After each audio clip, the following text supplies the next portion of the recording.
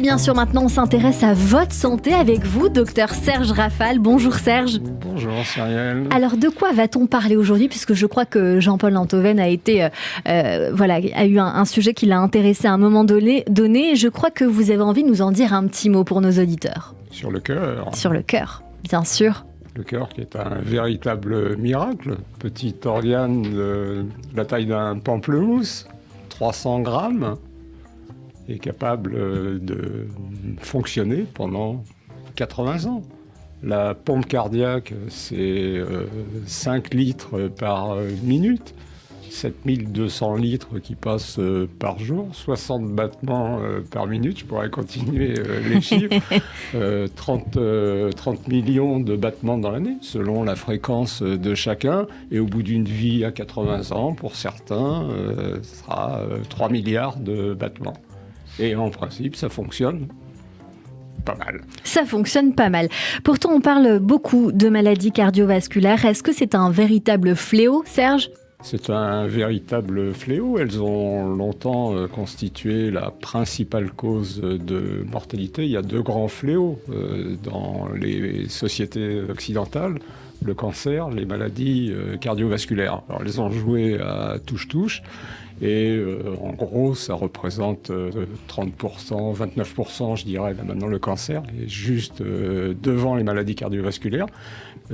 Première cause de mortalité chez les dames, deuxième cause de mortalité chez les messieurs, chez les dames, et puis avec l'âge, bien entendu. Donc là, on est, si vous voyez, un tiers, et puis les autres causes, il y a 700 000 décès par an en France, donc vous voyez, la majorité est quand même représentée par le cœur et le cancer. Et vous dites, c'est 130 000 AVC ? Oui, c'est ça par an ? Il y a à peu près 150 000 infarctus par an. 130 000 AVC, 400 décès par jour. Alors les chiffres comme ça sont très très impressionnants. Pendant le Covid, là aussi où on annonçait le nombre de décès, faut toujours se souvenir que 700 000 morts par an, et là sur la population française, ça fait à peu près 1900 décès par jour. Et sur les 1900 décès, tout à l'heure quand je vous disais qu'il y en a 300-400 qui sont d'origine cardiaque, quand on disait qu'il y a 300-400 décès, vous voyez, on n'était pas sur les 1700-1800 décès par jour, peut-être une surmortalité. Mais on sait de mieux en mieux comment les prévenir, les traiter. Les chiffres font peur, certes, mais il y a des progrès considérables qui ont été réalisés, docteur Serge Rafal. Des progrès indiscutables. Quand j'ai commencé à exercer, on était dans la préhistoire peut-être de la cardiologie. Un stéthoscope, un électrocardiogramme, et l'infarctus représentait l'urgence absolue. Alors, ça reste quelque chose de grave, mais maintenant, voilà. Il y a des progrès. Il y a en particulier la cardiologie interventionnelle sur les troubles du rythme et sur l'infarctus du myocarde, un patient qui arrive à l'hôpital rapidement, bien entendu. C'est la même chose pour les accidents vasculaires cérébraux. Il y a ce qu'on appelle les 3 golden hours, c'est-à-dire qu'il y a 3 heures pour y arriver. C'est plus facile, vraisemblablement, dans les grandes villes. Et encore, voilà. Mais on est très vite avec des progrès qui pour nous sont stupéfiants. Le patient qui maintenant arrive à l'hôpital a très vite une angiographie, très vite on va lui monter une sonde, qui est donc une sonde d'angioplastie, avec à son extrémité un petit ballonnet qu'on va gonfler et parfois pose 9 fois sur 10 d'un stent qui va empêcher la petite artère de se collaber. C'est 4 toutes petites artères, hein, le cœur. Il y a 2 grosses artères, une qui est à gauche, une qui est pour le cœur droit, et puis 2 artères dérivées qui évidemment peuvent s'obstruer sous principalement l'action de l'artériosclérose, c'est-à-dire des dépôts de cholestérol qui vont s'enflammer, fissurer et éventuellement obstruer cette artère. Et grâce à ce système, les patients vont pouvoir vivre normalement. Donc ça a été une étape considérable. Donc c'est même extraordinaire d'ailleurs que ce petit ballonnet dans l'artère qu'on gonfle et puisse repomper. Ne se dégonfle pas. Là, on est sur la guérison, docteur Serge Rafal, mais maintenant on peut prévoir les personnes ou les patients à risque, on peut prévenir. prévenir quelque part. Oui, c'est une notion qui est très très importante, et les maladies cardiovasculaires n'arrivent pas au hasard. C'est pas la fatalité comme le chante. Alors justement, ça vient d'où? On veut savoir. Il y a maintenant des facteurs qui sont des facteurs qu'on connaît. Il y a des facteurs qu'on appelle bien sûr les facteurs de risque, qui sont de 3 types.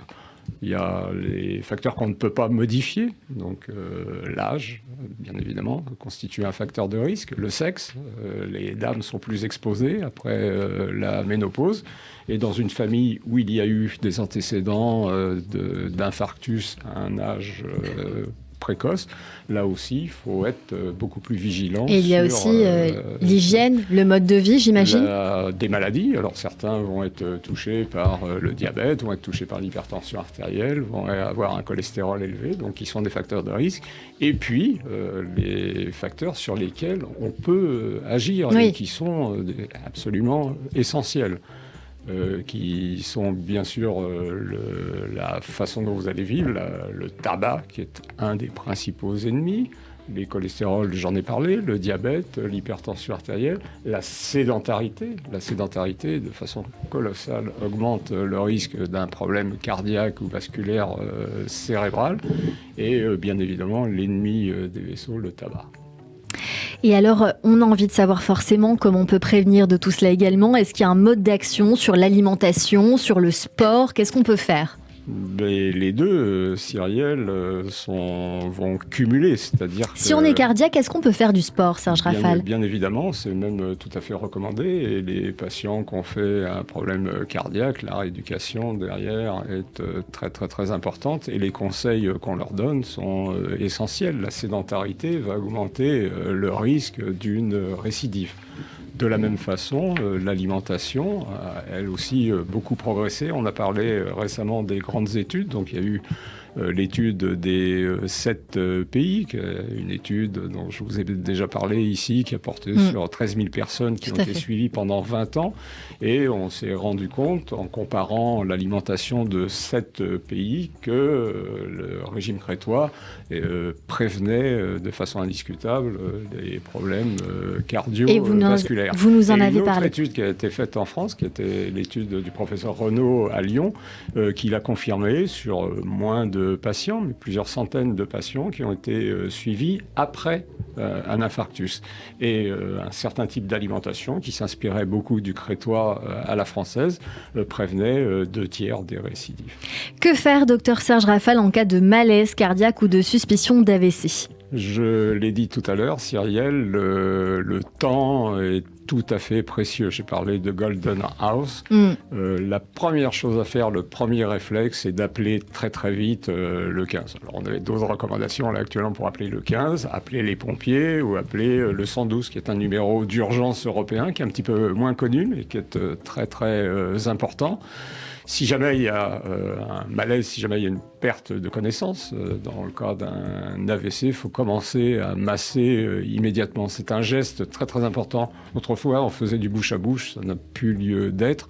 Actuellement, il faut vraiment masser, il faut appeler l'urgence qui va nous indiquer comment faire. Qui va vous adresser à un service dédié, qui va prendre le relais très très vite, mais pendant ces quelques minutes qui sont très très précieuses, commencer un massage cardiaque. Pour terminer avec vous, docteur Serge Rafal, un message en conclusion.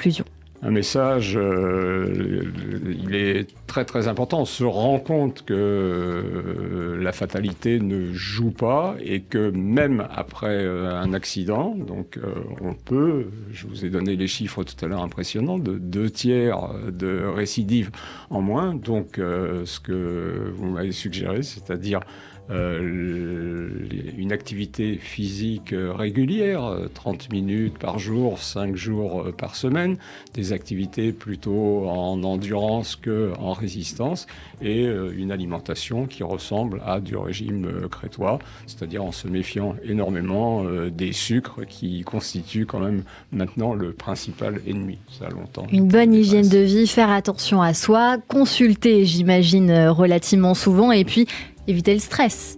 bien évidemment, un sommeil de bonne qualité, éviter le stress qui, bien évidemment, a un retentissement sur le cœur. Merci beaucoup, docteur Serge Rafal. On a appris des choses dans cette émission, Jean-Paul Enthoven. Merci beaucoup de prendre soin de nous désormais tous les jeudis à 16h10 sur Radio J.